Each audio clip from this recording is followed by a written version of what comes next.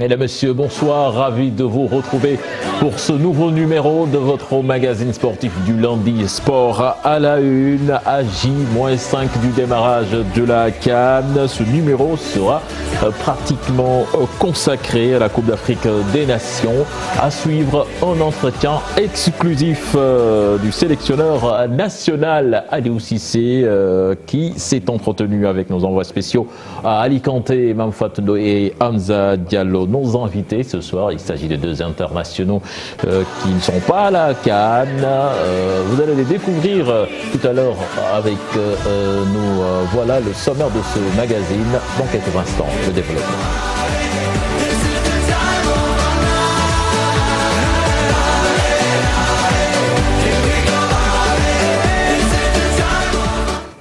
Avant d'accueillir Famara Diédiou et Pape Djibril Diaw, je vous propose de suivre donc cet entretien du sélectionneur national Aliou Cissé qui s'est entretenu avec nos envoyés spéciaux. C'était à la fin du stage à Alicante. C'est parti.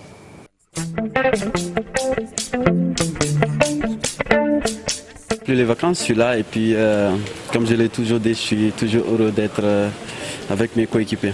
Mentalement, je suis au top, physiquement je suis au top, donc même si j'ai eu quelques jours de repos, ça n'a rien à voir avec mon état de physique, donc il n'y aura pas de problème. Et je pense qu'on a quelques jours de préparation avant la CAN, donc on a tout le temps pour être au top le jour J.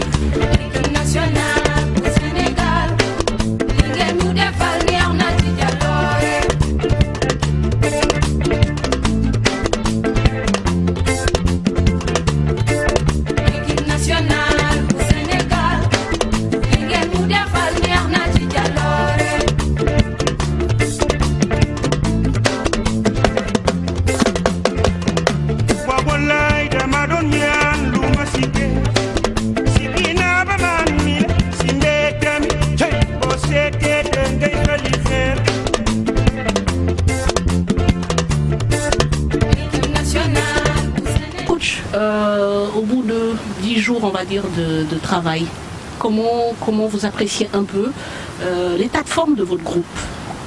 Écoutez, on est en train de bien travailler, mais je crois que ce qu'il faut surtout retenir, c'est la concentration des joueurs, c'est la sérénité. Nous sommes dans un contexte, dans un environnement aussi qui s'y prête. Ça fait depuis 10 jours que nous travaillons athlétiquement, nous travaillons aussi les animations offensives, nous travaillons aussi les animations défensives. Je crois qu'aujourd'hui, comme vous le voyez, il y a cette concentration de la part de nos joueurs qui est très intéressant. Je crois que pendant 10 jours, nous avons pu travailler dans de très bonnes conditions. Je crois qu'aujourd'hui, ma satisfaction, c'est le fait qu'il n'y ait pas de blessures. Voilà, pourvu que cela continue. Voilà, parce que c'est important que nos joueurs soient en bonne santé. Mais je crois que c'est de bon augure, en tout cas, pour la suite. Très bien. Alors, coach, on reparlera d'aspect tactique, technique dans quelques instants, mais j'aimerais qu'on parle un peu du site. J'ai cru comprendre que Vittel, en fait, a été un passage pour l'équipe de Croatie en 98. Et j'ai entendu que l'équipe de Croatie, qui a été finaliste de la dernière Coupe du Monde, est passée aussi ici à Alicante. Vous avez des relations avec la fédération de Croatie, les responsables? Vous avez des contacts là-bas? Non, je n'ai pas de contact là-bas. Pour vous dire que vous les suivez à la trace? Non, je ne savais même pas que la Croatie est passée par là. Okay. Non, je crois que ce site-là, je l'ai eu par Jean-Louis Cassé. Donc, qui est à Saint-Etienne avec notre garçon qui joue là-bas, Hassan Dussé à l'époque. Et Jean-Louis, je l'ai eu comme entraîneur au Paris Saint-Germain. Donc quand je lui ai fait part que nous voulions nous préparer et tout ça, il m'a dit tiens, Alicante, c'est un endroit vraiment très calme, très paisible. Je crois que toutes les conditions sont réunies pour aller travailler là-bas. Donc ça n'a rien à voir avec la fédération de Croatie. Très bien. Bon, le hasard fait bien les choses alors. Mais coach, on vous reproche justement de vouloir toujours vous éloigner, de ne jamais être au cœur du Sénégal, soit à Saly ou au Sénégal, à Dakar. Pourquoi vous avez pris cette option de vous préparer régulièrement à l'extérieur? C'est les conditions qui sont difficiles de pouvoir travailler au Sénégal. Quand vous regardez aujourd'hui notre terrain, Léopold Sédar Senghor, j'ai perdu quand même un joueur important qui est cher d'Ouï. D'ailleurs, un passage, j'en profite pour lui passer le bonjour et puis lui souhaiter vraiment un très bon établissement. Nous l'avons perdu sur un match contre le Mali. Les joueurs eux-mêmes craignent ce terrain-là. Est-ce qu'aujourd'hui, à Dakar, on peut se préparer dans de bonnes conditions? Personnellement, je ne le crois pas. Voilà les raisons qui font que chaque fois, on se déplace pour aller nous préparer ailleurs. Mais avant de partir ailleurs, on a toujours 2 ou 3 jours pour s'approcher de notre public, pour s'approcher de nos supporters. Le jour que le Sénégal aura les infrastructures, et je sais qu'on est en train de partir vers là, vous verrez que l'équipe nationale du Sénégal se préparera davantage au Sénégal. Mais aujourd'hui, toutes les conditions ne sont pas réunies vraiment. Voilà. Donc, alors, même si j'aurais aimé que l'équipe soit beaucoup plus proche du public pour pouvoir s'entraîner dans de bonnes conditions. Et chaque fois qu'on a pu le faire, on l'a quand même fait. Tout à fait. Ça ne me fait pas plaisir d'amener l'équipe à Saly. Ça ne me fait pas plaisir non plus d'amener l'équipe ici à Alicante ou à Vittel. J'ai sous la main aussi des footballeurs professionnels qui ont besoin aussi d'être dans de bonnes conditions. Voir une bonne pelouse, c'est source de motivation aussi pour ces garçons. Alors, la transition entre Alicante et le Caire par rapport aux températures, est-ce que vous y avez pensé? Est-ce qu'a priori, ça va être dans le même ordre d'idées entre les deux pays? Non, la température ici, comme vous le voyez, on aura le temps de nous adapter à ce climat-là. Pour moi, il n'y a aucun problème là-dessus. On repartira demain. On va atterrir vers 16h au Caire. On ralliera directement Ismaïlia où on fera notre entraînement. Déjà, on commencera à s'adapter au climat. Très bien. Coach, on va revenir, comme je disais, sur les aspects tactico-techniques, mais aujourd'hui, comment vous vivez la pression autour de cette équipe nationale? Il y a eu tout un débat autour du renouvellement de votre contrat, sur les objectifs. Aujourd'hui, tout le monde parle de la coupe. Le Sénégal doit gagner cette coupe parce qu'il y a le talent, parce qu'il y a Vous, personnellement, déjà en tant qu'être humain, comment vous vivez tout ça? Avec beaucoup de sérénité et beaucoup de calme. Je suis sénégalais. Je ne suis pas burkinabé, je ne suis pas gambien, je suis sénégalais. Je suis né au Sénégal, j'ai grandi au Sénégal. Et je sais l'importance de l'équipe nationale du Sénégal. Je sais ce que suscite l'équipe nationale comme engouement, comme attente. Voilà, donc pour moi, en prenant cette équipe nationale, je savais où j'allais quand même. Donc c'est normal qu'aujourd'hui l'attente soit là. C'est normal qu'aujourd'hui que la pression vient un petit peu de partout, vient de nos adversaires, vient aussi de certains de vos collègues, parce qu'ils espèrent que la victoire sera là. Mais comme je le dis, ça restera seulement que de l'espérance. Voilà, ça ne suffira pas. Mais je crois qu'aujourd'hui, nos joueurs sont outillés mentalement pour faire face à cette pression-là. Moi, j'aimerais qu'on parle un peu de vous aussi. Parce que c'est vrai que c'est les joueurs, c'est le collectif, mais on connaît l'importance du sélectionneur, notamment dans nos pays. Quand ça ne va pas, quand ça ne marche pas, c'est d'abord vous qui êtes au premier plan. Comment vous gérez cela? Comment vous y travaillez? Parce que bon, il faut gérer cette pression. C'est ce que je vous disais tout à l'heure. Je vous disais qu'en venant dans cette équipe nationale, je ne suis pas venu en terrain inconnu. J'ai été le capitaine de cette équipe-là. J'ai joué 17 ans de football. On a eu quand même de très gros matchs à pression, de 2001 jusqu'en 2006. Et les réalités du pays aussi, je le connais. Quand ça marche, je sais tout cet engouement qu'il y a autour de cette équipe-là. Je fais partie aussi de ces garçons-là qui ont laissé une histoire à l'équipe du Sénégal. Et quand on est revenu à la Coupe du Monde et que les choses se sont plutôt bien passées, j'ai vu l'engouement qu'il y avait de l'autre côté. Mais je me rappelle aussi de la CAN 2008. Je me rappelle de la CAN 2012. Je sais que l'équilibre est très fragile entre le positif et le négatif. Donc toutes ces choses-là, je pense que nous le prenons avec beaucoup de sérénité et beaucoup de calme. Mais en réalité, moi je vis tous les jours au Sénégal. Et quand je sors dans la rue, j'entends les Sénégalais ce qu'ils me disent. Et ces Sénégalais-là sont derrière cette équipe nationale. Ces Sénégalais sont derrière moi. Ces Sénégalais prient pour moi. Et pour moi, c'est pas une pression Non, je crois que c'est plus une motivation que... Vous n'en perdez pas votre sommeil? Non, pas du tout, pas du tout, pas du tout, parce que ça fait 25 ans que je suis dans ce métier-là. Voilà, depuis l'âge de 13 ans, je suis dans un centre de formation, j'ai quitté ce centre de formation et j'ai fait une carrière quand même de 17 ans. Donc je connais les réalités et les codes du haut niveau, je connais cette pression-là et en tout cas tous les jours, j'essaye de faire de mon mieux pour améliorer l'équipe nationale.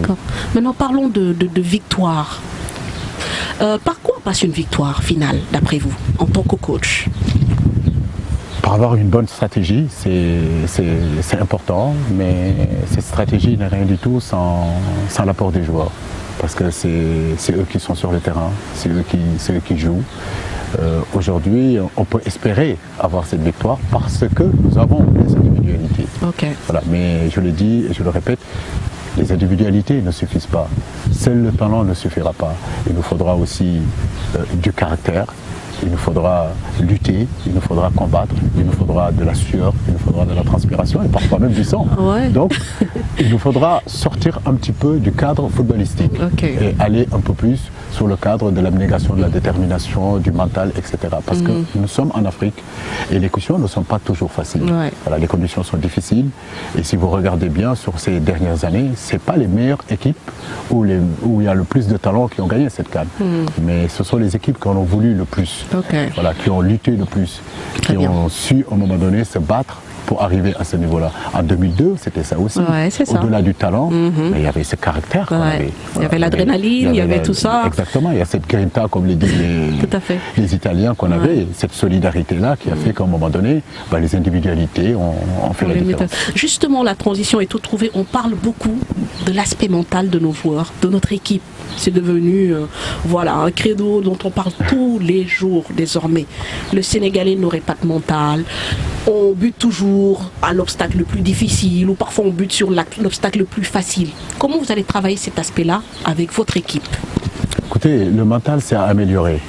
Moi, je ne dis pas que c'est à travailler quand vous avez des joueurs que vous savez, ça fait plus de 10 ans qui évoluent dans le niveau professionnel. Dire que ces garçons-là n'ont pas le mental, c'est les manquer de respect. Voilà, je pense qu'aujourd'hui, quand vous êtes championne comment dirais-je encore, championne d'Europe, on parle de Sadio Mané, par exemple. Voilà, vous ne pouvez pas parler de mental. Vous ne pouvez pas dire que ces garçons-là n'ont pas le mental. Quand vous voyez des garçons comme Idrissa Gana Gueye qui ont joué les Jeux Olympiques, quart de finaliste des Jeux Olympiques, qui est né à son 3e CAN, je crois, qui a fait plus de matchs en équipe nationale que certains même de ma génération. Aujourd'hui, qui est même peut-être plus titré que certains de ma génération, qui jouent aujourd'hui dans le championnat le plus huppé du monde, qui est la Première Ligue. Et qu'aujourd'hui, il y a des plus grands clubs européens qui veulent ces garçons-là. On ne peut pas parler de mental. Et on a eu à gagner des matchs où beaucoup de gens, beaucoup de spécialistes, beaucoup de journalistes ne pensaient pas qu'on serait capable d'aller les gagner. En Afrique, quand vous allez jouer en Namibie, on me dira que c'est une petite équipe. Altitude, c'est difficile. Quand vous allez jouer au Burundi, dans des conditions difficiles, un pays qui est en état de guerre, quand vous allez jouer au Niger où il fait 50 degrés, est-ce qu'on parle de mental? Non. Quand vous allez jouer un match décisif au Cap-Vert, vous savez que si vous ne gagnez pas là-bas, vous êtes éliminé pour la course de la Coupe du Monde. Tu vas gagner là-bas. Quand tu vas, comment dirais-je encore, j'ai dit l'Afrique du Sud, au Burkina Faso, pareil, dans un contexte électrique, où on doit gagner le match, on ne le gagne pas, mais on fait match nul. Je pense qu'aujourd'hui, mes garçons ont montré leur capacité, mes garçons ont montré à quel point ils sont forts. Mais le mental aussi, c'est l'environnement.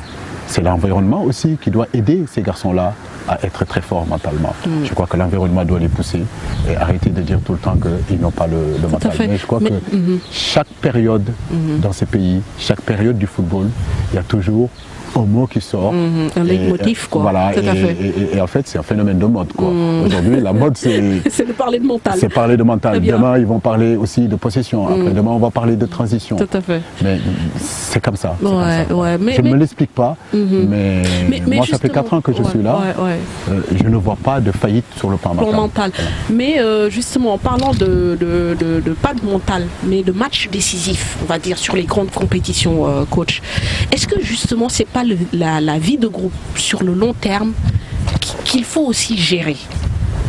Je m'explique, c'est-à-dire quand on joue en sélection 2-3 jours, on vient, on est ensemble, c'est très court, on retourne, on se ressource, on récupère de la motivation auprès de sa famille. Maintenant sur des compétitions de 2-3 semaines, c'est encore autre chose qu'il faut mettre en place. Est-ce que justement c'est pas à ce niveau-là qu'il faut travailler, comme vous parliez de terre d'esprit et d'environnement? Oui, on peut l'analyser comme ça. C'est vrai que vivre en communauté, vivre en groupe, avoir le savoir-vivre et le vivre ensemble, ce n'est pas facile. Voilà, ça, ce n'est pas seulement propre au football. Quand vous allez dans votre structure, c'est la même chose. Voilà, donc comme je dis, pour gagner, il faut être ensemble. Il faut tirer tous dans le même sens. Voilà, qu'on joue, qu'on ne joue pas, il faut tous tirer dans le même sens. Et c'est ce qui est difficile. Tout à fait. Pourquoi? Parce que tous les joueurs qui viennent, ils veulent jouer. Ils veulent jouer. Mais si je compose une équipe et qu'un garçon n'accepte pas d'être sur le banc et pense que l'intérêt personnel est au-dessus de l'intérêt du pays, là il y a un problème. Mais je crois que ça aussi, on est en train d'y travailler. Et je crois que le mot d'ordre, c'est aujourd'hui un pour tous, tous pour un. Okay. Moi, je suis persuadé d'une chose, c'est que seul on n'est rien, mais ensemble on sera encore meilleur et plus fort. Très bien. Et c'est sur ça que nous devons être.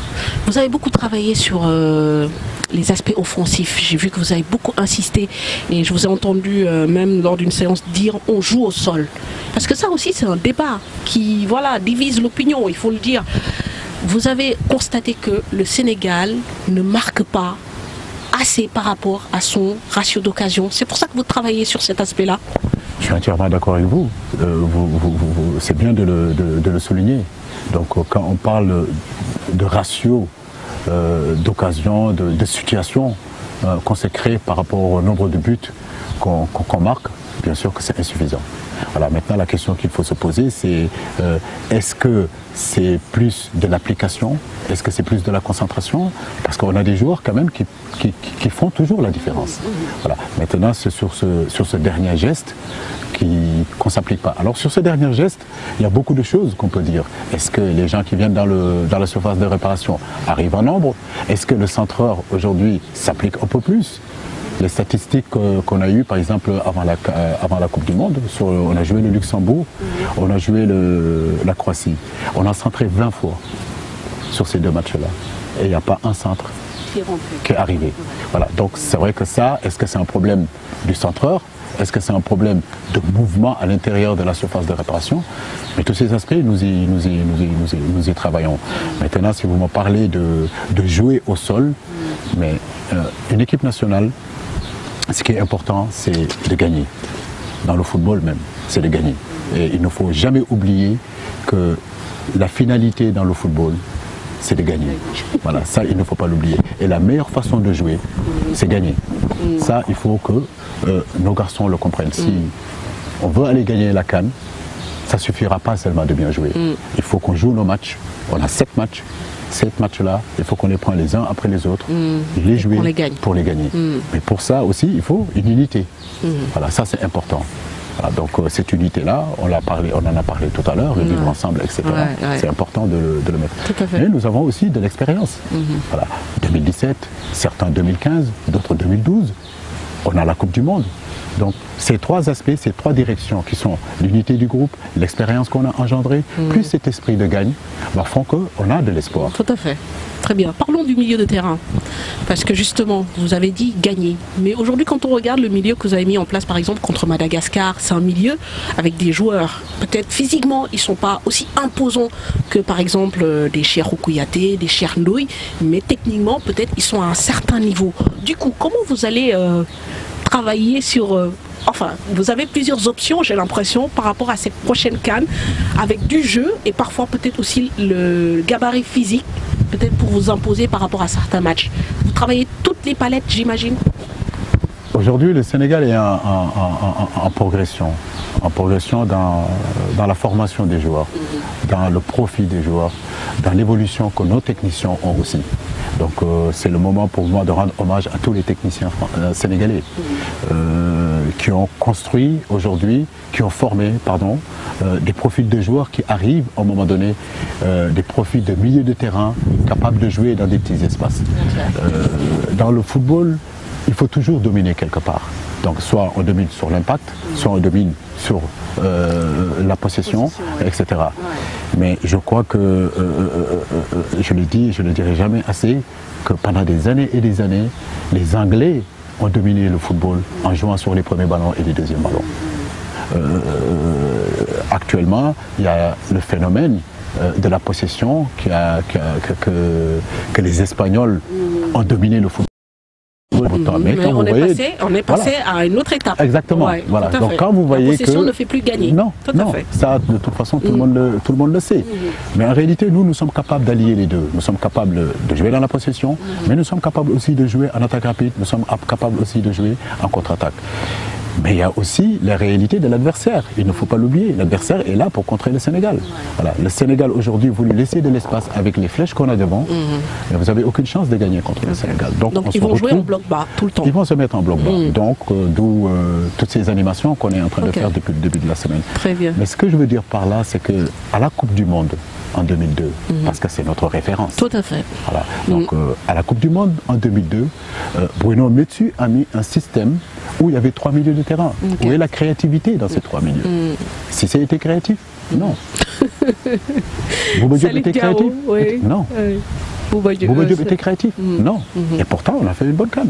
On a fait une bonne canne et après, derrière, on a fait une bonne. Mais vous étiez très fort aussi sur les côtés et dans les sorties de balles aussi. On était très fort, surtout dans tout ce qui est attaque rapide et tout ce qui est contre-attaque. Alors, tout dépend de la philosophie. Si nous, aujourd'hui, on a à notre possession de joueurs capables de jouer, nous jouerons. Si on a aussi un profil des joueurs qui sont capables de jouer sur les ballons, sur les deuxièmes ballons, sur les premiers ballons, on aura tort de ne pas utiliser cette arme-là.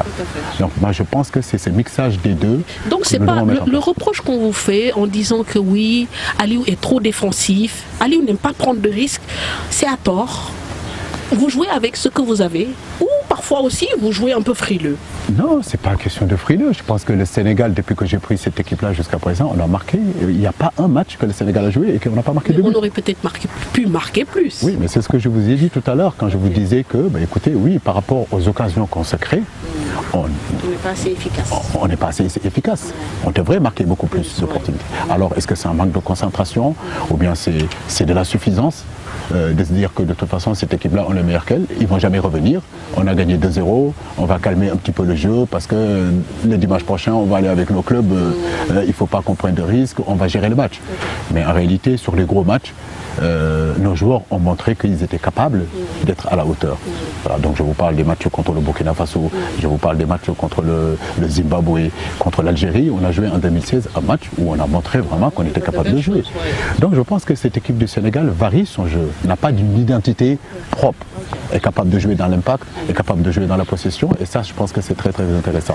Mais une chose qui est importante Mampatou, c'est surtout que je vois aussi le travail fourni par nos techniciens. Aujourd'hui, quand vous voyez les U20, quand vous regardez les U23, quand vous regardez les U17, nous sommes en train d'amener des profils de joueurs dans le milieu de terrain capables à un moment donné d'être dans la créativité. Et peut-être que demain, comme les spécialistes le veulent, le Sénégal sera dans une possession où, pas une possession stérile, mais capable de casser des lignes, capable à un moment donné de jouer beaucoup plus au sol.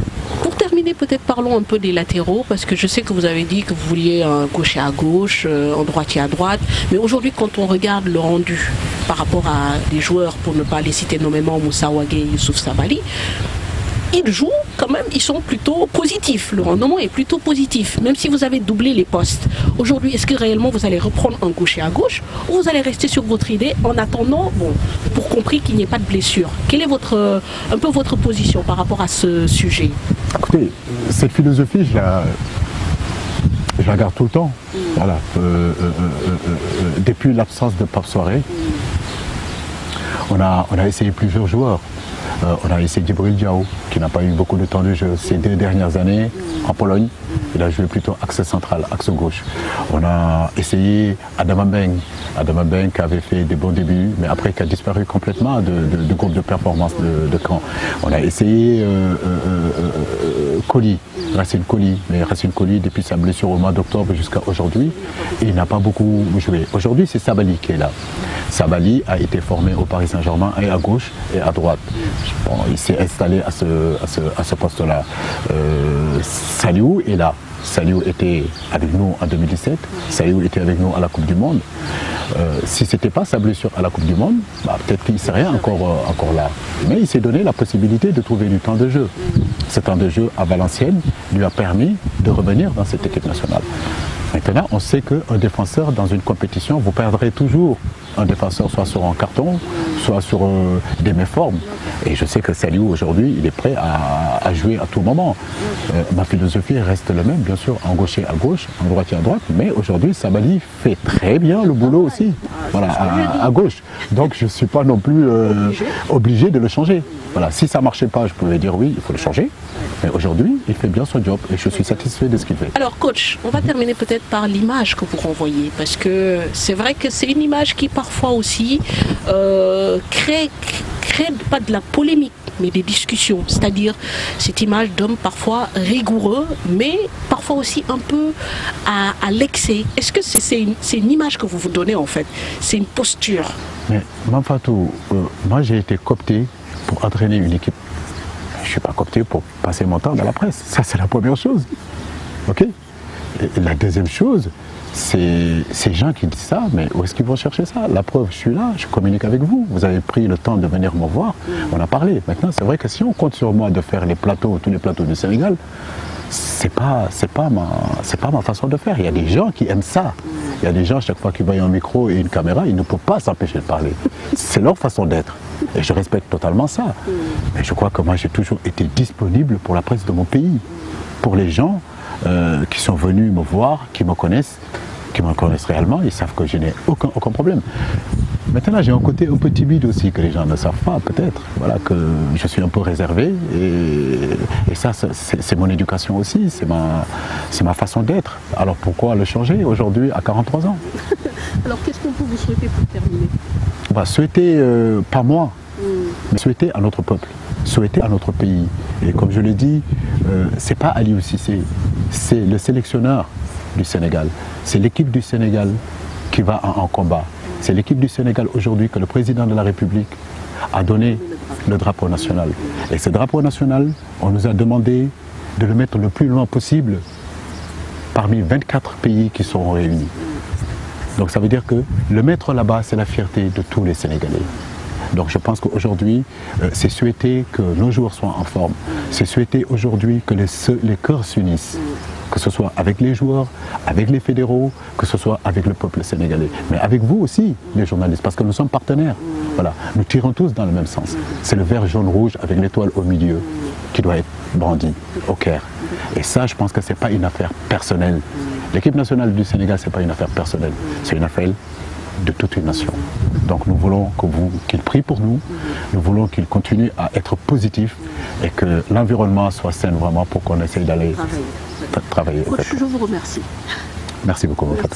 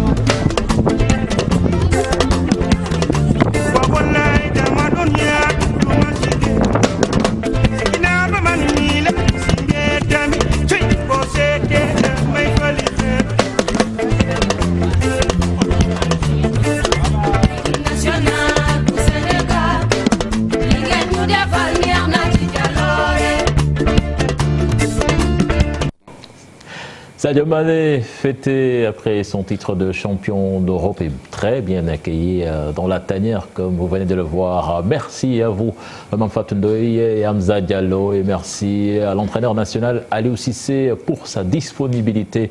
Voilà, Mamadou Ndiaye m'a rejoint sur ce plateau. Mamadou maa ngi lay nuyu ak sunu gan yi di Famara Diédhiou nekk Angleterre fële ca Bristol ak Pape Djibril Diaw moom tamit nekk France ca Angers ñu nar a waxtaanee actualité équipe nationale bi ak CAN bi nga xamee ni daanaka juróomi fan moom moo ci des pour mu door Pape Djibril maa ngi lay nuyu. maa ngi lay nuyu Cheikh Tidiane. di nuyu tamit Famara. fay naa lu baax Cheikh Tidiane. voilà Mamadou actualité équipe nationale démb amoon nañ jongante ak Nigéria di match boo xam ne sunu gaynde ñoom ñoo ko mujj gagné. ñoo ko mujj gagné Cheikh Tidiane di nuyu téléspectateur di nuyu ñi nga xamante ne ñooy suñu invité wax nga ko di Famara Diédhiou ak Pape Djibril Diaw. équipe nationale bu Sénégal démb amal nañu seen ñaareeli match amical bi nga xam ne amal nañ ko fële ca Ismaïlia nga xamante ni rejoindre nañ ko ci milieu semaine bi dem fekk ji préparer li nga xamante mooy CAN 2019 démb amal nañ match bu am solo ak Nigéria nga xamante ni Sénégal moo gagné benn bal ci dara ci premier mi-temps bi la kii di Idrissa Gana Gueye dugal ki def passe décisive bi di Krépin Diatta ñu seetlu ci classement bi Aliou Cissé indi ku ci mel ne Edouard Mendy Koulibaly Sabali Salif Sané Moussa Wagué ak kii di Alfred Ndiaye Idrissa Gana Gueye ak Krépin Diatta attaquant yi mu indi Diao Baldé Keita Ismaïla Sarr ak Mbaye Niang. daanaka mooy équipe bi nga xamee ni moom la ñu gisoon fële ca Thiès ci match bu mujj bi contre Madagascar. À l'exception de Sadio Mané parce que Sadio moom moo nekkoon ci attaque bi te keroog ki ko remplacé di Diao Baldé Keita te 11 de départ boobu sax dafa mel ni moom moo nar a nekk su amul ay bobo gaañu 11 de départ match inaugural bu Sénégal contre Tanzanie parce que Sadio Mané match boobu du ko football. Effectivement moom la ñuy wax te Aliou Cissé a donné des indications de ce qui semble être son équipe type équipe bi mu war a démarrer CAN bi pas équipe type mais plutôt équipe bi mu war a démarrer contre Tanzanie le 23 loolu la ñu war a jàpp changement yi bariwul wax nga ko mooy ñi nga xamante ni ñoo démarré woon ñoo joué woon match contre Madagascar keroog fële ca Thiès Diao Baldé Keita fas yéene remplacé kii di Sadio Mané moom mi nga xam ne dañ ko suspendre ci match boobu.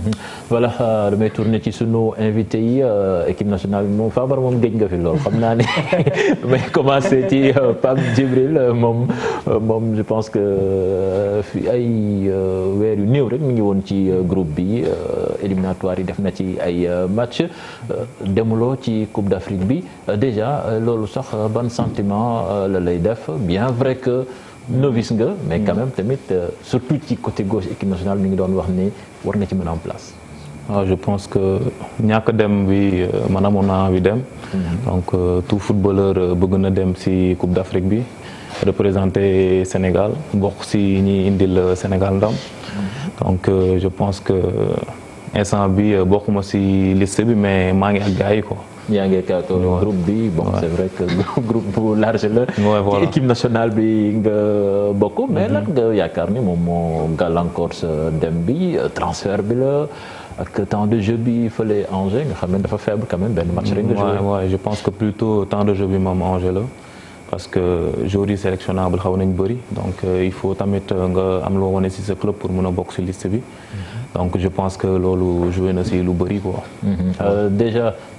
équipe nationale bi yow bi nga ci duggee comme ni ñu ko waxee yàggul comment est-ce que tu t'es senti dans le groupe bi nga ñëwee est-ce que gis nga joueur yu déterminé comme ni ko entraîneur bi doon waxee sànq ñuy wax naan équipe bi mentalam baaxul yow naka nga gisee vie de groupe bi ak ban motivation nga sentir ci ñoom. non je pense que man comme ni nga wax yàgguma fi mais soo ma gisee ci groupe bi dafay mel ni fala yàggu quoi d'autant plus que am na ñu ma bokkaloon ci petite catégorie bi donc on se retrouve là-bas. foofu mën naa gis ni vie bi dafa sain parce que ñëpp comme ay frère donc pour nga ñëw intégrer dafa yomb. côté détermination moom boo si xaw a am looy douter c'est parce que nekkoo ci biir quoi. parce que boo nekkee ci biir di nga xam ne ñii am na lu leen fi indi parce que ñenn ñi dañuy bàyyi seen club bàyyi seen famille donc bu ñu ñëwee fii on est en mission. comme militaires yi la ñuy nduru donc ña gars yi bëgg nañ gagner bëgg nañ apporter Sénégal dara. te dafa neex way la budul fay ñu wax leen ni que bokk nga ci équipe bi njëkk a indil Sénégal Coupe d'Afrique donc ñoom am nañ conscience boobu je pense que loolu bëgg nañ ko def ko. Tu sens vraiment que affaire bi objectif la. Ils sont prêts à aller chercher. Oui, bien sûr parce que instant bi moo gën a métti ci footballeur parce que période vacances donc. ñoom du ñu def déplacement pour rien je pense que loolu moo nekk seen bopp quoi. Voilà Famara équipe nationale ñi fi nekk ñëpp xam nga leen. football nga ak ñoom tey jii est-ce que gis nga leen ci état d'esprit bi war pour jéem a dem accomplir seen objectif bi nga xam ne moom moo leen moo leen yëkkati ci Coupe d'Afrique bi. waaw gars yi man maa ngi wax ak ñoom donc pour détermination bi moom loolu moom jarul sax wax gars yi pare nañ gis naa leen wax naa ak ñoom. donc xam nañ bu baax lan moo leen soxal xam nañ bu baax lan lañ bëgg. gars yi pare nañ daal loolu ëpp solo. gars yi pare nañ na xam nga rek discours boobu tamit dañ ko yàgg di dégg quoi te après suñu ñëwee ci terrain bi on voit autre chose. non mais gis nga lépp solo mooy gars yi nañ nekk ci ginnaaw équipe bi loolu moo ëpp solo parce que comme page bi mu ko waxee rek. gars yi nag dañoo mës a nekk seen ginnaaw waaye moom dañuy. waaw loolu la non bu ñu mës a bàyyi bu ñu mës a xàddi parce que xëcc bu dakkul lañ dikk. waaw bu dakkul lañ dikk waa ji wax na ko donc am na ñoo xam ne bàyyi nañ seen famille bàyyi nañ seen vacances bàyyi nañ lépp. concentré wu ci CAN bi donc loolu mooy objectif bi te ñun ñëpp loolu lañ bëgg. est-ce que yaa ngi doon xaar ñu sélectionné la ci équipe bi ndaxte ak bu ñu jógee. delloo tuuti ci sa saison. dugal nga 14 buts. toute compétition confondue. am 7 sélections est-ce que yaakaar ak juste sélection bi nga def fële ca deuxième division Angleterre ak sa club bi Bristol est-ce que yaa ngi doon xaar sélection bi. non joueur bu nekk loolu la bëgg ñu woo l'équipe nationale pour nga ñëw représenter sa dëkk. loolu moo soxal joueur yëpp donc ñun championnat bi dañuy góorgóorlu rek di def suñu liggéey.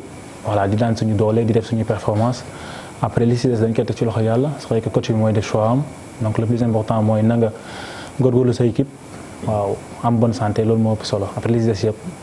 bu ñëwee bu baax c'est que Famara quelque part ñun dafa mel ni dafa am cassure te xamuñu ko demee parce que quand au début projet bi bu muy commencé. Famara dafa bokkoon ci projet bi ci piliers yi. ñu gis équipe bi di dem te pourtant ses performances en club ça ne faiblit pas. mais gisatuñu la équipe nationale bon am na ci benn sélection boo xam ne gis nañ sa tour ci liste réserviste yi. mais te boobu sax foog naa ki absenté woon c'était un joueur offensif à vocation offensive mais benn latéral la ñu woo est-ce que sax du Pape Djibril Diaw la ñu woowoon sax si je me rappelle bien wala Racine Koulibaly voilà Racine et pourtant yow yaa ngi woon ci réserviste yi moo tax quand même on se pose des questions naan est-ce que quelque part dafa am cassure sa diggante ak sélectionneur bi. non du tout sérieusement cassure amu si. dara amu si pour wax dëgg rek dara amu si quoi comme li ma wax rek coach moom mooy def choix am man bëgguma dara coow wala wax. donc li gën a am solo mooy comme li wax rek na ma góorgóorlu mais cassure amu ci. on t'a jamais donné d'explication. non sérieusement non amul benn cassure amul benn explication c'est juste que ne man dama jàpp ne choix coach bi la te li ma gënal soxal mooy naa dolli jom rek. buy ñëw dina ñëw incha allah. waaw moom xam nga rek parce que équipe nationale bi quand même ñu bari dañu jàppoon ni poste yi gën a soxla renforcement poste avant-centre bi ci la bokkoon yow nga nekk avant-centre di dugal woowuñu la moo tax quelque part les gens se posent des questions même si bëggoo ci sori te sax am na sax ñuy dem ba wax ni que da nga amoon benn transfert boo waroon def Chine defuloo ko bon Abou Birou yéen a ngi reetaan de dafa mel ni. non dafa mel ni quelque part yëf yi foofu la. non par rapport ak loolu non loolu du débat par rapport ak transfert Chine. mais tu avais refusé une offre pour aller dans le championnat chinois. waaw mais loolu par rapport ak sama club la. amul lenn lu soxla équipe nationale bi ci biir par rapport ak sama club la donc man je me voyais pas aller en Chine loolu la rek loolu moo tax ma rek. est-ce que agent yi ñoom tamit parce que ñu bari dañuy faral di wax ni agent yi dañoo. coup de pression pour ma dem. non sérieusement non man maa ngi woon Angers donc ak directeur bi waxtaan nañ lu bari waxtaan leen man dama leen wax ne man musuma def 6 mois ci benn club dem man damay jeexal saison bi donc loolu moo nekkoon sama objectif donc joué naa ak Angers ba finale Coupe de France donc dañuy sant yàlla. Voilà, je pense que explication yi loolu lañ ci mën a am je pense on va s'en contenter. Alors Mamadou, je pense que newul Sénégal rek moo joué woon ci week-end bi. Effectivement adversaire yi tamit am na ñu si joué ñu si mel ni Tanzanie adversaire au Sénégal adversaire au Sénégal ñoom tamit joué nañ dañoo gagné wala dañoo nul. dañoo def match nul ak Zimbabwe 1 but partout score yeneen match yi lay xool nii voilà. Égypte dafa gagné ñi nga xam ne ñooy Guinée 3 buts à 1 Maroc Zambie dóor ko 3 buts à 2 Algérie dóor ki nga xam ne ñooy Mali 3 buts à 2 Tanzanie def match nul ak Zimbabwe 1 but partout loolu moo nekkoon yeneen match amicaux yi nga xam ne amal nañ ko démb di waajal di wax ni comme ni nga ko waxee sànq 5 jours maanaam juróomi fan wala ñeenti fan ñoo des ci tàmbali Coupe d'Afrique des Nations mu nekkoon 32e édition bi fas yéene am fële ci Égypte. Voilà Pape Djibril ñuy dugg ci Coupe d'Afrique boo xamee ni Sénégal bi yoon dafa mel dañ ko sas dafa war a dem gagner ji mais quand même compétition la boo xamee ni da nga fay fekki fukki équipe yoo xamee ni daanaka ëpp wuñu leen doole ëpp boobu ba yaakaar ni dañoo war a ñëw affaire yi jeex mu mel ni que quand même ça va être une CAN extrêmement disputée. Ouais, c'est clair que CAN bi du yomb parce que CAN bu mën nañ ne bokk nañ ci CAN yi gën a relevé quoi te booy xool Sénégal tey public bi dafa xaw a exigeant te loolu c'est normal parce que dañoo am qualité bi quoi donc c'est normal que bu équipe bi amee qualité public bi exigeant mais nañu xam ni tamit dinañ fa fekk yeneen équipe yoo xam dañoo am même ambition que Sénégal et que ku nekk da ngay bëgg gagner donc il faut mu am patience respecter adversaires yi après le reste yàlla bu ñëwee ci Sénégal rek dañ koy gagner incha allah. surtout genre compétition yu mel nii Famara la mooy def différence bi. Détermination dem ba jeex amul leneen parce que CAN moom du mun naa wax ne sax du talent moo koy gagner mais xol bi moo koy gagner. xam li nga bëgg dem ba jeex. mental te yaakaar mental boobu. waaw parce que gis nañ fi Zambie jëloon na ko fi te kenn yaakaaree ko woon mu koy jël donc détermination ak ful la andi rek waaw. ful ak détermination rek du leneen. lan mooy pour yéen li question yi Sénégalais yëpp di posé wu en tant que footballeur ngeen jaar ci sélection bi lan mooy des ba toujours Sénégal du gagné lan mooy manqué. je peux dire que benn instant manque de chance la. parce que bu ñu gisee CAN 2017 bi détermination bi ñu andi rigueur bi ak dem ba jeex bi wane nañ ko ba mu jeex tàkk. parce que Cameroun daf ñu yóbbu ba tir au but ñun mais gars yi gis nañ ni ñun ñëpp benn lañ woon Sénégal yëpp ñu woon suñu ginnaaw donc détermination boobu andi woon nañ ko. jom bi fulla bi andi woon nañ ko donc je pense que ni tir au but yi donc gars yi mën nañu wax ne chance la moo tax ñu toog daal mais CAN boobu moom je pense que ni détermination boobu gëj nañ ko gis. surtout problème tir au but yooyu sax à chaque fois quand même c'est contre nous est-ce que affaire yi demul ba jéggi xaw ma lan lañ ko ba jéggi chance boobu ñuy wax quelque part aussi est-ce que problème mental bi ñuy wax gis nañ fi sunu boy U20 yi. ñu génnee ci coupe du monde bi ñoom coupe d'Afrique ba ñu demoon noonu la demoon tere nañ fi Afrique du Sud tere nañ fi dem Jeux olympiques ici à Dakar. ci tir au but équipe nationale A bu mag bi sax xam nañ ko fi coupe d'Afrique ci tir au but. mais loolu tamit quelque part dafa mel ni mën na dem ba jouer ci bopp joueur yi. waaw dëgg la tamit rek tir au but moom li ñu si éliminé bëri na trop. mu fàttali ko 2002 Coupe d'Afrique c'était pareil booy tamit U20 yi c'est pareil CAN 2017 même chose c'est vrai que ça fait beaucoup mais dinañ ci gën a góorgóorlu daal. dinañ ci gën a góorgóorlu kon boo xam naa ne. vie de groupe bi actuellement lan moo war a mën a nekk vie de groupe bi donte nekkoo leen fa yéen a ngi en contact ak ñi nga xam ne ñoo nekk ci tanière bi. lan moo war a mën a nekk message bi ak vie de groupe bi nga xam ne war nañ ko mën a gën a doxal ci surtout ñi nga xam ne ñu ngi waaj a démarrer Coupe d'Afrique bi. foofu je pense que xel mën na fa dal quoi parce que vie de groupe bi gars yi booy wax ak ñoom boo leen di gis ambiance bi ñu fa bàyyi woon moo fa am ba tey quoi. non mais quand même côté boobu tamit dafa xaw a am importance. parce que gis nañ ni genre compétition yu mel nii su amee. ñii dañuy jouer ñii jouewuñu ñii jouewul xaw a mer loolu yëpp naka lañ koy gérer pourquoi mais jour moo mel noonu wala mais quand même parce que quand même pour gagner une compétition il faut une union sacrée quand même ñii xam ni ñoo war a football ñi toog ci banc bi tamit nangu seen statut mais je pense que loolu xaw na normal tuuti vu que ay compétiteurs la ñuy dajale ci benn équipe tey joueurs yi ñuy indi équipe nationale yëpp booy xool dara lañ seen club quoi donc dañuy tàmm football dañuy am envie def dara dañuy am envie indil dara équipe bi donc c'est normal que loolu man dama koy jàppee lu positif quoi parce que c'est dafa baax ba pare ñi nekk ci biir terrain bu ñu xalaatee ni ñi nekk ci biir xam nga am nañ envie football boobu noonu dinañ gën a góorgóorlu xam ni man su ma doxul tey peut-être que kii ñëw bu ñëwee tamit damay perdre sama place quoi mais nag concurrence bi na nekk concurrence bu saine quoi waaw loolu moo yow daal jàpp nga ni loolu attitude joueur la quoi su jéewul rek c'est vrai que du kontaan mais tamit quand même non envie de gagner la rek boo xoolee ñu bëri seen équipe dañuy jouer titulaire mais même tey boo nekkee ci banc bi yow pareel rek parce que kenn xamul yow mën nga dugg def différence donc am na joueurs yu bëri yoo xam ne da leen di dal na nga focus ci li nga bëgg rek Ouais, parce que quand même compétition tamit groupe moo koy gagné quoi. Seulement 11 joueurs voilà kon ci Coupe d'Afrique bi je pense que loolu la ñu ci mënoon jagleel tout à l'heure on va retrouver benn entretien boo xam ne ni Habib Beye moo ñu ko may Mamadou Ndiaye yow yaa ko defoon dinañu ci dikk ci kanam. ñu fàttali rek ne Sénégal matcham bu njëkk ci Coupe d'Afrique bi dina ko amal dimanche bi. dimanche la fas yéene am jàkkaarloog Tanzanie. ci digganteem ak Tanzanie sans Sadio Mané. sans Sadio Mané voilà je pense que sax foog ñu laaj ci sunu gars yi tamit réaction équipe nationale du football sans. est-ce que loolu. je pense que joueurs yi war nañ ko mën a dékku quand même te surtout aussi Sadio il a fait une saison boo xamee ni laaj na mu noppalu est-ce que c'est pas un mal pour un bien.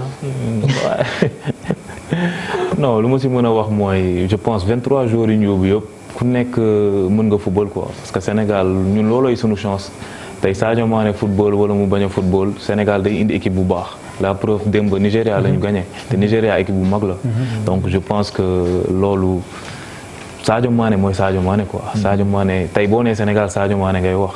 tey ñun bu ñu sañoon Sadio Mané mooy jouer match yëpp mais bon bu fi nekkul tamit gars yi dañuy def liggéey bi ci ginnaaw quoi. yaakaar nga ni absence boobu gars yi war nañ ko mën a surmonter. non yaa ngi koy surmonter c'est vrai que Sadio Mané mooy pièce maîtresse bi loolu ñëpp xam nañ ko moom lañ gën a ràññee suñu équipe mais tamit am na yeneen joueurs yoo xam ne. moom tamit pare nañ.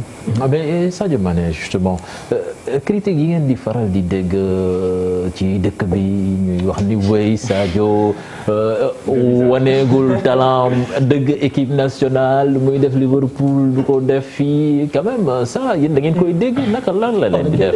daf ñuy metti parce que ku nekk dëkk ma am je pense que gis nga Sadio Mané nu muy défendre dëkkam day jooy sax donc loolu xol bi mooy wax. moom tey Sadio mooy numéro 1 donc ñun ñëpp daal nañ manko booloo doon benn nekk ci ginnaawam ñu bañ critique tout le temps parce que Sénégalais c'est vrai que dañoo exigeant parce que dañoo bëgg ndam moo tax mais nañ ñu jàppale ñun ñëpp.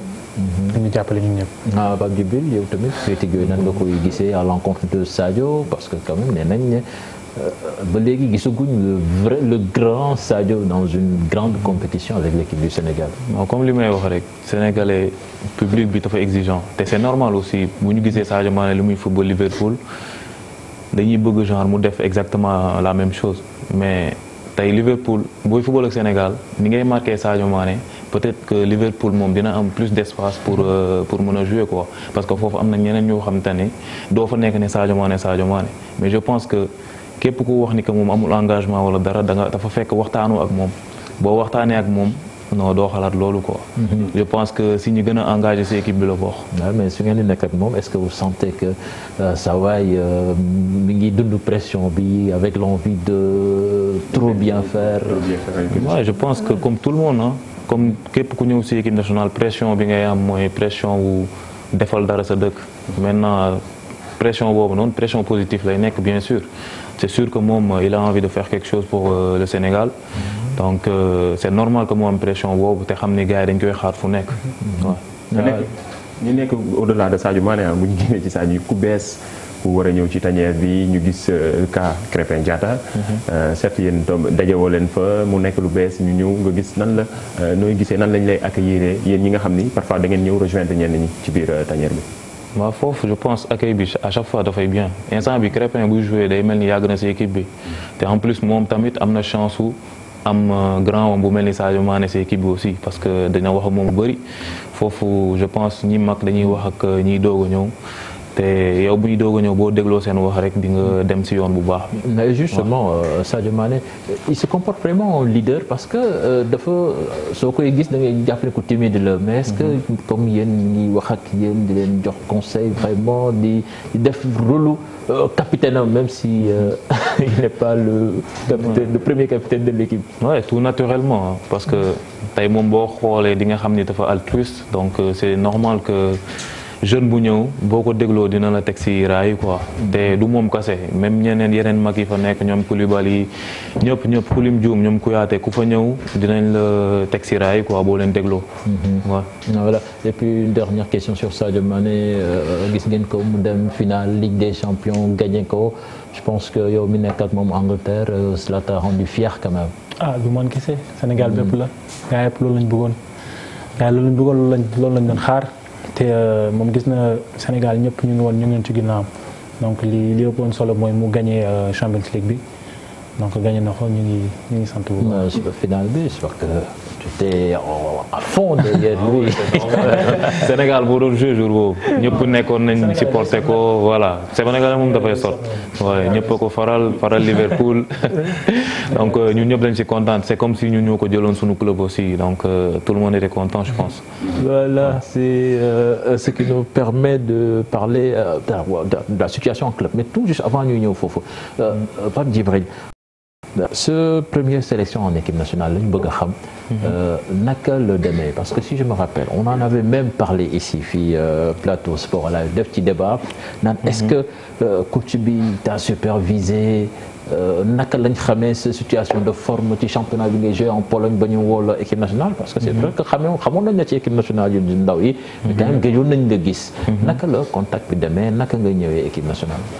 Ouais, je pense que supervision bi tey coach bi dafa am équipe du moom kese mooy superviser ñiy superviser bëri nañ te moom xam na ma donc tey man moom lancé ci équipe nationale yi fii donc c'est normal que man bu ma nekkee sama championnat di fa def ay résultats yi peut-être Sénégal du ñu gis li ma daan def Pologne mais je pense que ku xaw a gëstu tuuti te entraîneur bi je pense dina gëstu plus que tey public bi dañuy gëstu pour xam joueur sénégalais bu nekk ak fi nga nekk lan nga fay def donc je pense loolu moo si déterminant woon mu xam man fi ma tolloon en plus nombre de matchs bi ma amoon instant boobu baax na donc c'est normal que bu ma soxlawee mu woo ma quoi. C'est comme ça que tu es venu en équipe nationale quoi. Et justement ça a été une bonne année ci yow parce que ci mois de janvier bi nga jógee Pologne ñëw France à Angers. Mais quand même sànq ñu ngi koy junj. Depuis janvier à Angers tu n'as pas beaucoup joué nan la fa demee noonu. Ouais, parce que transfert au janvier parfois c'est un peu délicat da ngay ñëw fekk équipe boo xamante ni taxaw na ba pare te football parfois li ngay calculer ak li am du doon benn te man am na leneen lu ma calculer woon finalement loolu amul donc t'es obligé nga adapter aussi situation bi nekk sa kanam. Après man bi ma demee foofu fekk naa fa défense bu nekkoon en place te défense bi tamit coach bi moom il était satisfait de ñoom li ñu doon def donc li ma mënoon xaar mooy. li ma mënoon def mooy xaar malgré que tu sois polyvalent quand même. Ouais. Aussi en plus. Ouais, mais loolu comme li ma la expliqué la rek équipe bi ñoo ngi doon jouer bu baax. Coach bi il était satisfait li ma mënoon def mooy xaar kenn def benn erreur wala dara ñu mën ma dugal mais malheureusement loolu amul te coach bi li ñeneen ñi doon def dal na xelam donc coach bu nekk ak say choix quoi. te sa waay xam na Angers bu baax est-ce que tu le vois bien s'épanouir. maa koy jox kay quoi. Saison 2016-2017 il avait fait plus de 30 matchs il a marqué 9 buts. xam nga Angers bu baax min nga ko fa d'ailleurs fa nga jógee dem Angleterre et puis naka la Angers demee environnement bi est-ce que yaa ngi koy conseil bu baax.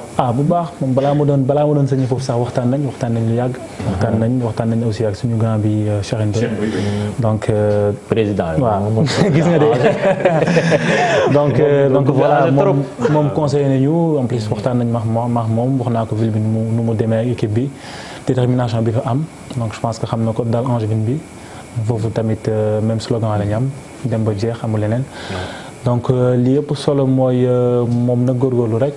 waaw patience aussi. Je pense que Angers tamit yow xam nga politique club bi souvent day investir ci genre de joueurs yi nga xamee ne souvent dañuy di jëlee fu sori ñëw may leen ñu prouver parce que même Pépé mi nga xamee ne ren bi pratiquement c'était Pépé noonu la ay national je pense national lañ ko jëlee woon ñëw patience moom permettre que mu grandir yow est-ce que au niveau de foofu tu as ce soutien là ñi ngi lay xamal ne sa heure dina ñëw.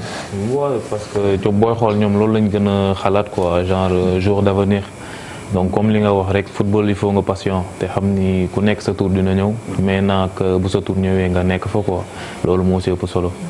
waaw donc fi mu nekk nii daal aucune idée de changer de club fi mu nekk nii yaa ngi si ce processus d'adaptation. min nga xam naa ni léegi nga wuy ji préparation. waaw léegi mu jot maintenant football moom on sait jamais football ça va vite donc. À chaque fois mënoo wax ni que damay toog wala damay dem yow affaire yi mën na changer voilà à tout moment affaire yi mën na changer quoi. Voilà. Mais yow sa volonté mooy jéem a imposer wu en Ligue 1 avec Angers. Ouais, c'est sûr que instant bi loolu laa bëgg maintenant. On va voir lan moo si topp quoi inchallah. Ouais. Je pense que c'est bien possible et Cheikh je pense que quand même tu as un bon grand frère foofu. Angers moom mënoo fa wéet. Ouais non moom comme li ma koy tooñee moom mooy coaché quoi loolu laay tooñee quoi ouais. Ouais c'est sûr que ouais moom foofu sama adaptation sa tafa gaaw ndax moom donc moom moo ma dalal quoi. Ah justement moom comment est-ce qu'il a vécu blessure bi nga xam ne moo ko tere tey di bokk ci groupe équipe nationale bi. waaw comme tout footballeur blessure mooy noonu footballeur donc tey football ku sañoon da ngay jouer rek doo gaañu donc c'est normal que moom amoon na envie def CAN bi finir saison bi ak Angers donc c'est normal que tey blessure bi day doon épisode boo xam ne yombul ci moom. Donc ça je pense que c'est normal mais tamit am na soutien bi moom tamit mentalement il est fort je pense. Donc looloo tax affaire bi garaawul trop quoi. Voilà Cheikh Ndoye ñu koy souhaiter prompt rétablissement waaw Cheikh Ndoye. suñu grand bu baax la quoi. xanaa pour revenir juste. Déjà dañ koy wax souvent yéen joueurs équipe nationale yi.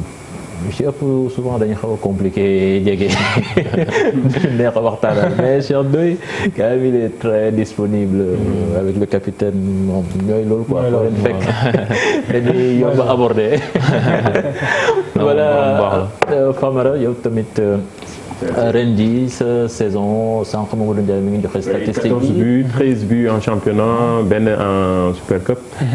Championnat 14 buts toutes compétitions confondues d'ailleurs bokk na ci 7 meilleurs buteurs sénégalais yi ren ci saison bi ndaxte bi ñuy parler de Mbaye Diagne de Mbaye Diagne. Sadio Mané dañuy limaale ki nga xam ne mooy Famara Diédhiou une bonne saison on peut dire est-ce que lan moo nar a nekk sa actualité ak ce club. Bon pour le moment maa ngi foofu ba léegi après nañu xool. Mais déjà saison bi comment tu t'es senti est-ce que c'était ta deuxième année en Angleterre est-ce que yaa ngi sentir marge de progression bi mi ngi. si maa ngi sentir bu baax parce que sama deuxième saison donc am na lu bëri loo xam ne xam naa ko jàng naa ko championnat boo xam ne dama ko découvrir at bi passé donc ren ma ñëw pour confirmer donc ça s'est très bien passé. Donc on a loupé les playoffs de quelques points. Donc li gënoon am solo daal mooy football bi ma nekk ci bonne santé ci conditions yu baax. Donc gars yi defoon nañ ma pièce maîtresse attaque bi donc jéem naa wane li ma mën donc dañuy sant yàlla rek. mais pour le moment maa ngi gis tool. Premiership bi. souvent quand même dafa nekk championnat boo xam ne déjà Angleterre dafa bari xaalis xam nañu deuxième division bi sax gars yi ñu wax non quand je dis xaalis bi sax du ci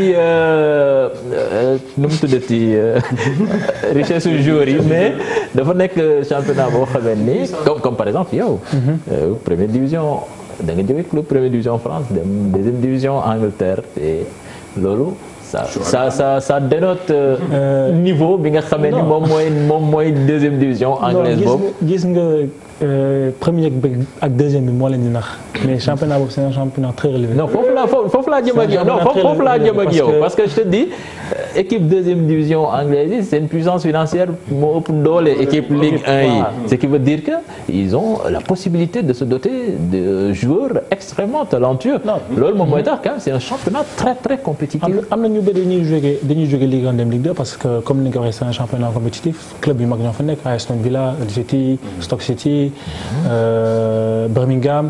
ay club yoo xam ne première division lañ nekkoon donc financièrement ils sont bien ils sont solides. On connaît les droits TV. Voilà championnat bi tamit dafa métti parce que déjà juste pour le championnat c'est 46 matchs.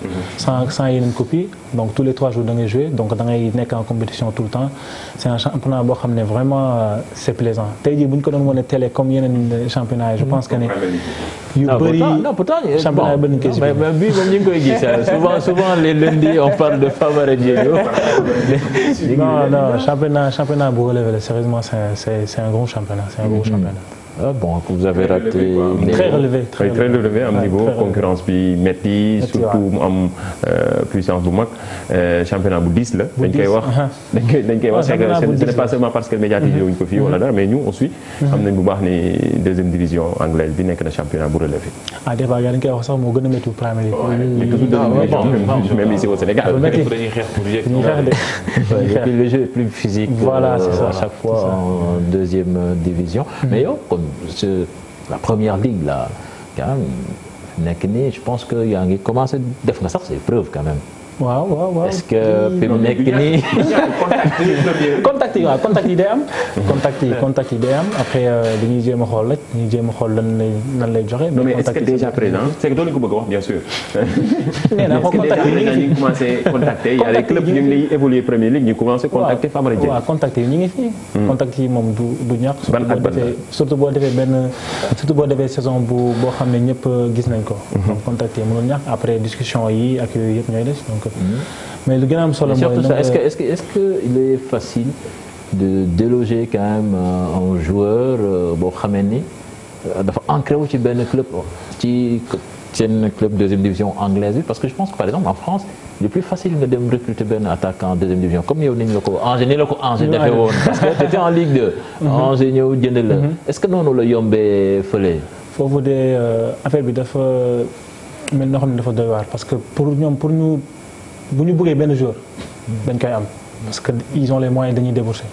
mais club bi la moom tamit ne se laisse pas faire. du bras des joueurs noonu la mais bon xam nga anglais ñoom seen jikko mooy loolu bëgguñu ils se laissent pas faire. donc ku nekk dañuy wax ba juboo rek.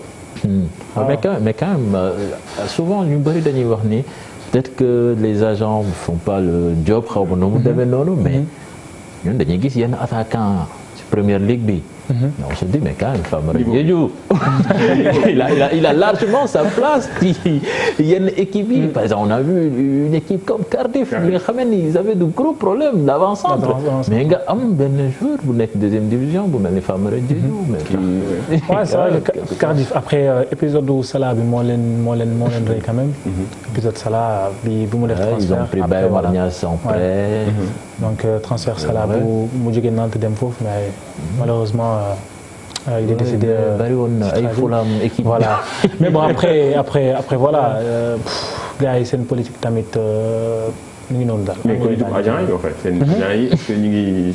waaw agent yi ñu ngi si di dugg non agent yi parfois da ngay gis comme ni ko Diallo c'est important toujours da ngay gis yenn club yi nga xam ñu ngi évoluer Premier League dañuy am problème mu avant-centre quoi mais bu ñuy am beneen Famara Diédhiou bu nekk deuxième division di évoluer bu baax di marquer but déjà 41 matchs 14 buts te ñoom ñi nga xam bien vrai que parfois dañuy comparer du ñu comparer niveau Premier League ak deuxième division nekkul li nga xamante ni parfois dañ naan est-ce que liggéeyu agent mi ngi dox carrément ñi ngi def seen liggéey gars yi ñu ngi def seen liggéey juste que ne peut-être club yi ñoo tombé wul d'accord Après championnat bi man maa ngi fi doon soog a ñëw am na ñoo xam ne ils étaient déjà sur place ñu ma gën a xam championnat bi donc man il m'a fallu un temps d'adaptation donc loolu la mais je pense que ne maa ngi si match bu baax bi daal. Voilà, merci Famara, mais léegi ce objectif déwén c'est quoi? Changer de club ou bien jouer la montée avec Bristol? Bon, pour le moment comme ni ma ko waxee maa ngi Bristol dese na ma ñaari at donc déjà maa ngi foofu après nañ xool piste yi ñuy étudier mais jour bu nekk je pense que ne bëgg na jouer Premier League. jour bu nekk bëgg na ko parce que bon mooy championnat bu baax bi daal. et de surcroît dellu si waat équipe nationale parce que xam naa ne après CAN bi tamit affaire yi du jeex éliminatoire coupe du monde Qatar bi tamit soreetul. équipe nationale gis nga tant que yaa ngi compétitif rek mën nga ñëw à tout moment. am na ay joueurs yoo xam ne wow ñu leen woon ay sélection ñoo njëkk saa yi ñëw. parce que après voilà na nga gën a góorgóorlu sa club gën a prouver. gën a liggéey daal. waaw surtout joué woon première ligue tamit fa lay gën a yombee. quoi yàlla baax na ñu gën a góorgóorlu rek. am nga ay grand yu fa toj ñoom Papis Demba Cissé. waaw ñoom Demba Ba. je pense que quand même attaquant sénégalais comme am nañ cote en non mais c'est normal parce que suñu grand yi ñoo ñëw woon yoon bi après ñun c'est juste que dañuy jéem a topp si tànk yu ñu fa bàyyi surtout que ne championnat boobu man am na ay. grand yu fa nekk yu may jàppale bu baax yu may joxe conseil voilà di ma woon nii ak nii donc c'est une fierté daal. voilà kañ reprise bi kañ la. fin du mois incha allah. fin du mois rek nga.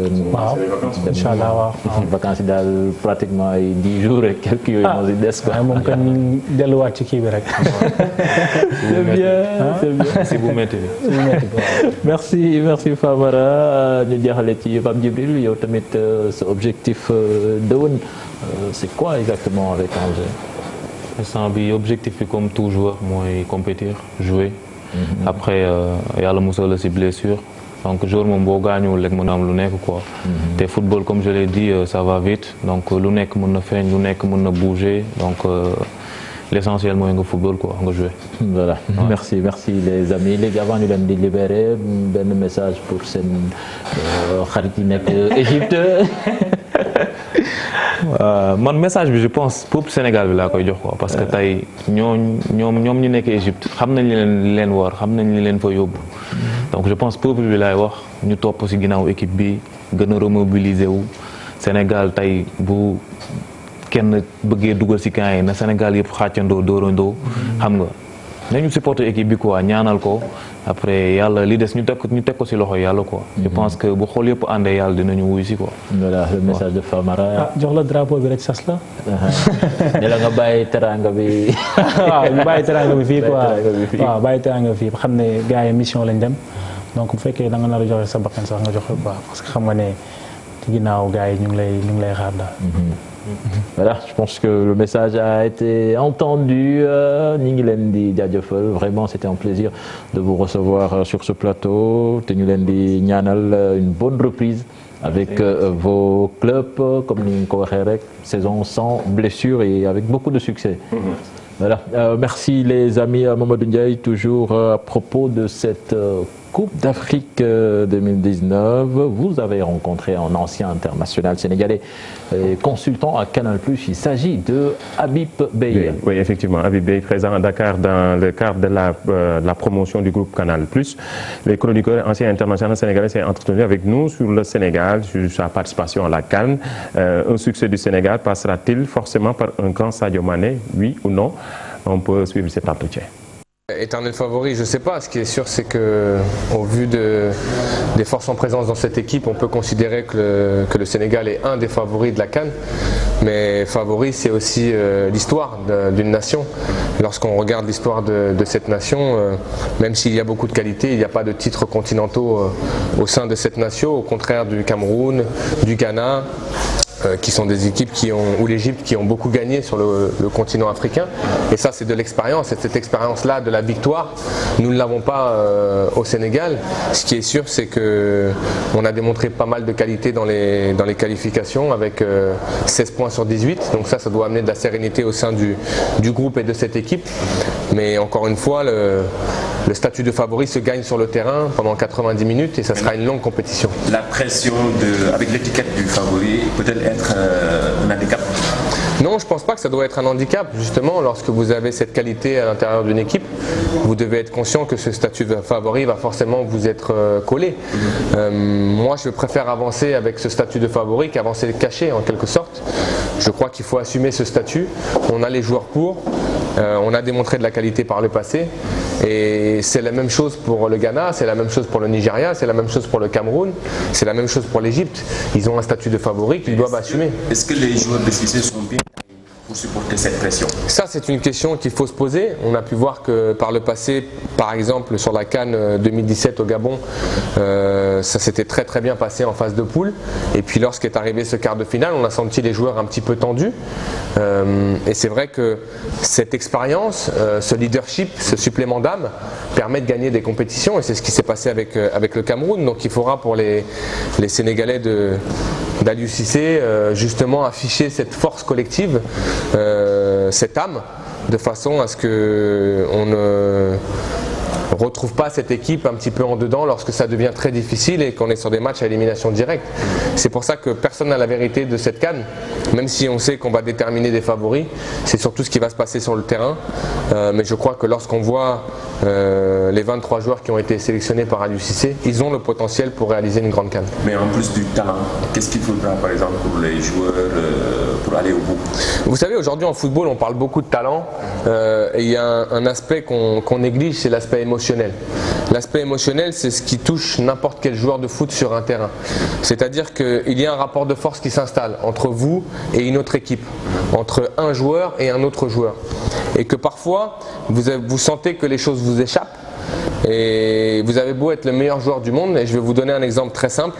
Lionel Messi qui gagne 3-0 au Camp Nou face à Liverpool, qui ensuite au match retour arrive à Anfield, il est le meilleur joueur du monde, avec un caractère et un mental hors norme, mais ce jour-là, il a failli, il a sombré comme tous les autres. Et pourtant, on parle du meilleur joueur du monde. Parce qu'il a été submergé par les émotions individuellement et collectivement, et qu'en face, il y avait un raz-de-marée avec des joueurs qui étaient en pleine confiance et qui ont réussi à renverser une situation que personne n'attendait. Ça, c'est les émotions. Et ces émotions-là, en fait, on ne les gère pas. Nous, consultants, journalistes, on ne peut pas les gérer. Lorsque, par exemple, un joueur se présente pour tirer un penalty dans un match à élimination directe, il doit tirer ce penalty avec ses émotions. Pas seulement avec son talent, mais aussi avec les émotions. La peur, la pression. Et tout ça, aucun d'entre nous n'est capable de mesurer ce moment-là. Donc c'est pour ça que je dis que parfois la victoire et la défaite, il y a une frontière qui est vraiment infime. Donc il faudra que les Sénégalais soient le plus près possible et que justement il y ait une unité. Parce que lorsqu'il y aura une défaillance de l'un, l'autre sera capable de la compenser. Et je crois qu'il a manqué peu de choses au Sénégal par le passé, que ce soit en Coupe d'Afrique ou maintenant dernièrement en Coupe du Monde, pour justement passer le cap, mais ils ne l'ont pas passé. Donc ça veut dire qu'il y a eu une certaine défaillance à un moment donné qui a été préjudiciable au Sénégal. Ok. Un succès du Sénégal passe forcément par un grand Sadio Mané. Pas que. Pas que. J'ai l'impression qu'on focalise trop notre attention sur Sadio. Alors il réalise une grande saison, c'est un grand joueur, c'est indéniable. Mais Sadio ne pourra pas gagner la CAN tout seul. Je crois qu'il faut qu'on puisse comprendre qu'un match de foot se gagne grâce à un collectif fort. Sadio fait partie de ce collectif. Moi je pense qu'il faut un collectif fort pour magnifier le talent. C'est vrai que Sadio a du talent, mais il faudra que Cheikhou Kouyaté, il faudra que Idrissa Gueye, il faudra que Mbaye Niang, il faudra qu'Ismaïla Assar, il faudra que Kalidou Koulibaly, Sabali, des joueurs comme ça, Edouard Mendy, Diallo, tous ces joueurs là soient au rendez-vous de façon à épauler Sadio Mané dans la quête qu'il a de guider le Sénégal vers un trophée majeur. Il a joué énormément de matchs, mais la chance qu'il a aussi, c'est qu'il arrive avec un trophée. Il arrive en ayant gagné la Ligue des Champions, donc pour lui à l'intérieur il y a énormément de fierté, l'énergie est positive. Ensuite il y a toujours cette question des blessures. Il faut espérer que justement il ne soit pas blessé dans cette fin de saison, qu'il arrive justement avec 100% de ses moyens. Il faut faire confiance à Sadio sur son professionnalisme, le staff du Sénégal, pour faire en sorte que Sadio soit le plus près possible. Mais c'est vrai que ça arrive après une saison très très longue, dans un contexte qui va être dur parce qu'il va faire très chaud en Égypte. Mais moi je l'ai vu en grande forme en finale, donc il n'y a pas de raison qu'il ne continue pas sur sa lancée.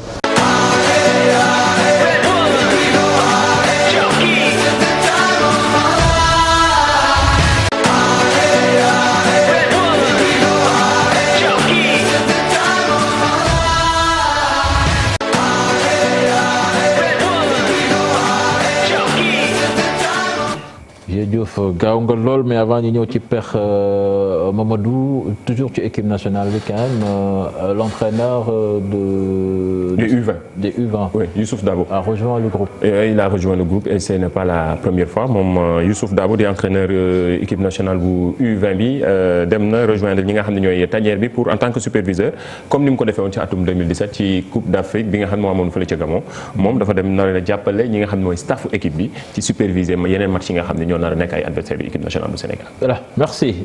Madiop Pekh ñu ngi lay nuyu. waaw Sithiane Diaw ma la nuyu di nuyu Maodo Ndiaye di nuyu téléspectateurs yi nga xamante ne ñu ngi seetaan yëpp ci biir réew mi. waaw comme que da ngeen reprendre saison bi moom il fallait que tey ñu xajal la ci. actualité CAN bi.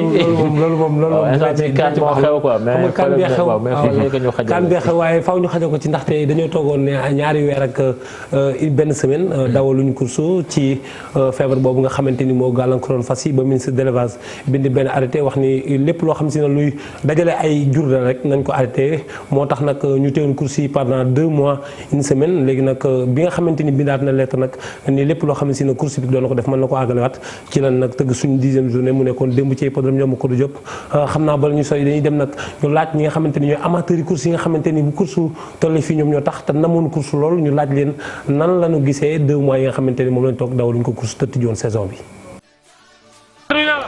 ça va bay naa la. père nga toog 2 mois gisoo course. père nu mel noo ko dundee. tumuraanke rek. tumuraanke la woon.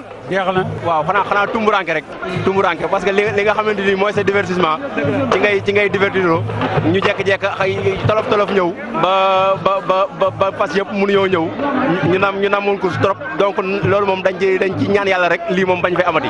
waaw tey namoon nañ course bi trop macha allah. xawoon na métti nag ci amateurs yi métti ci jockey métti ci entraîneurs yi mais c'était tout à fait normal parce que épidémie la woon quoi ñu ngi ci sant yàlla bu baax quoi sant yàlla ba mu ñu mayaatee ñu ñëwaat fekk waat journée bu mel nii quoi. waaw mais ñëpp xamoon nañu fas yi dañoo feebaroon waaw métti woon na nag si ñun parce que chaque dimanche ñu yaakaar ne course na am waaw mais tey moom yàlla dogal na fas yi tane nañu alhamdulilah quoi sant yàlla. nga wax ci CNG bi jël 2 millions teg ko prix bu ne catégorie bu ne. waaw mais sant yàlla rek dañuy ñaan yàlla mu gën a yokk rek waaw que le meilleur gagne. ñun su fas la ñuy yëngu ndax maanaam dañuy liggéey si fas di ànd mbay jën di jëli fas kon ñun fas la ñuy dund waaw kon métti na daal métti na loolu la ñu ko na xanaa sant yàlla d'abord te nangu ndogalu yàlla li am na nu ndogal la lu yàlla defoon mu sotti ko ci foofu fas yi ak mbaam yi waaye yàlla dimbali nañu ba loolu war nañu gannaaw ñu ngi sant yàlla encore di ko delloo njukkal di la wax ne lii fi amoon yàlla bu mu fi amati balaa la woon boo xam ne bu fi dugg ci ko fas yi waaye yàlla defar na ko ba mu set waaye loolu yëpp nag ñu koy gërëmee le président de la République monsieur Macky Sall nga xam ne bi lii amee lépp lu war ci fas yi defal nañu ko. kooku mu nekk président Cheikh Diagne moom tamit bi amateurs yi waxee moom tamit wax na li nga xamante ni moom la gisee ñaari weer yi nga xamante ni toog nañ dawaluñ ko waaye tamit mu jël ay neexal tamit defaat ko ñi nga xamante ni ñooy borom fas yi prix bu ne mu def ko 2 millions jël enveloppe bu 10 millions teg ko démb mu nekkoon course boo xam si nag démb course enjeu la woon Cheikh Diagne ndaxte naaru góor yi ginnaaw bi ñu toogee ñaari weer dawaluñ nekkoon na course boo xam si daal tëkkale bi bari woon na ci ay fas yoo xam si ne ñoo fa nekkoon waaye nag ki ko mujj raw nekk koor bu suñu maam bi bokkale baaw nekk fas boo xam si ne daa xëy génn ba teer tekki raw gaa yi ci dawin boo xam si ne macha allah tribune bi yëpp ko rafetlu waaye ñu diglu zokke bi nga xamante ni moom moo waroon dalinkoor lan la ñu wax ci suñu micro ñu diglu ko ci plateau bi ñëw. Aba allah maa ngi nii si amateurs yi ñii nag tool fa kala macha allah ñoo tax ñu naan course hippique ñii ñooy dagg seen i 1000 francs ñii ñooy dagg seen i téeméer tool fa kala macha allah ba tey course mel ni mu mel ginnaaw bi ñu toogee nag lu mat 2 mois dawaluñu faaw ma laaj ne ñoom lan gisee loolu tool fa kala mu nekkoon loo xamante ni kenn bëgg ko woon. jockey bi problème technique la ci jockey bi lañ bëggoon a ñëw waaye gis nañ ni vraiment bi nga xamante ni waaw loolu moom naaru góor la loolu moom suba gam 13h30 naaru góor lay daw xanaa ñu lim programme bi nga xamante ni moo amoon démb ci hippodrome Ndiaw Macodou Diop nekk 10e journée bu CNG course hippique 2019 première course bi près de 3 ans ñoom ñoo ko doon daw ci distance wu 1650 mètres biñ daawee ba tey ki jëraw gar gi mu nekk Aminul Xuma ci temps wu 2 minutes 21 secondes deuxième bi nekk Cotonou 2 troisième bi nekk Mounas quatrième bi nekk Damel Teñ cinquième bi nekk Bagarreur deuxième course bi ñu ko doon daw ñoo nekk près de 2 ans yi mooy moo lay am ñaar at ñu ngi doon daw ci distance wu 1200 mètres première bi nekk Black temps wu 1 minute 36 secondes deuxième bi nekk Delphinia troisième bi nekk Misane quatrième bi nekk Ndigal cinquième bi nekk nga xamante ni mooy Talisman troisième course bi ñu ko doon daw ñoo nekk groupe 3 ñu ngi doon daw ci distance wu 2200 mètres bi ñu dawee ba ter ki jël raw gàddu gi mooy Serigne bi bu Mbaye Diène Mbaye ci temps wu 3 minutes 08 secondes deuxième bi nekk Racine troisième bi nekk Daaru Minam quatrième bi nekk Ali Salam quatrième cinquième bi nekk Borom Baxdaat quatrième course bi ñu ko doon daw ñoo nekkoon naaru góor yi nga xamante ni ñoom ñoo doon daw ci mooy groupe 1 di doon daw ci distance su 2200 mètres bi ñu daw ba ter ki jël raw gàddu gi mooy Dalinkoor bu maay bokkole baawo ci temps 3 minutes 03 secondes deuxième bi nekk Maxa bu professeur Sakh Diam troisième bi nekk Douma Yéen quatrième bi nekk Faydou cinquième bi nekk Betty Bao cinquième course bi ñu ko doon daw ñoom ñoo nekk groupe 2 ñu ngi doon daw ci distance 2200 mètres bi ñu daawee ba ter ki jël raw gàddu gi moo nekk Rafet Njot bu professeur Sakh Diam temps 3 minutes 10 secondes deuxième bi nekk Adja Kolefal troisième bi Daaru Sam quatrième bi Ñoddi cinquième bi nekk Ngërëm loolu moo amoon ci hippodrome Ndiaw Macodou Diop bu Thiès kaay démb mu nekkoon course boo xam si na course bu tijjeeku la waaye amateurs yi wane nañ ñu namm nañ course borom fas yi wane ko reporter yi sax wane nañ ñu def namoon course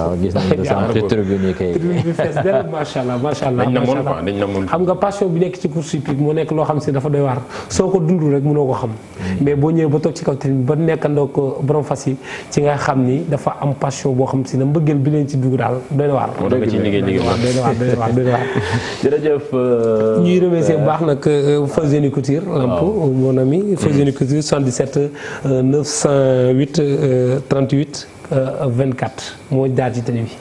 Fawzeni Couture merci.